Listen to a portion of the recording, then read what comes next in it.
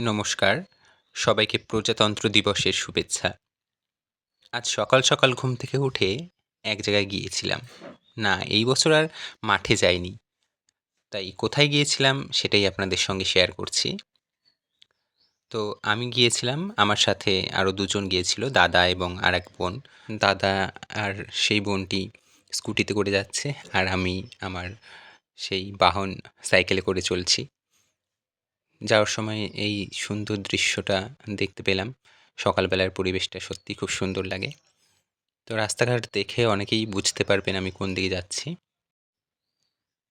দেখতে দেখতে আমরা আমাদের লোকেশনে চলে আসলাম।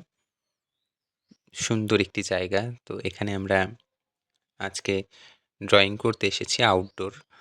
আমি এবং এই বোন, সাথে দাদাও আছে। যেই বোনটিকে তোমরা দেখতে পাচ্ছ, ও কিন্তু অনেক দূর থেকে এসছে। এত সকালে ও রামগঞ্জ থেকে চলে এসছে।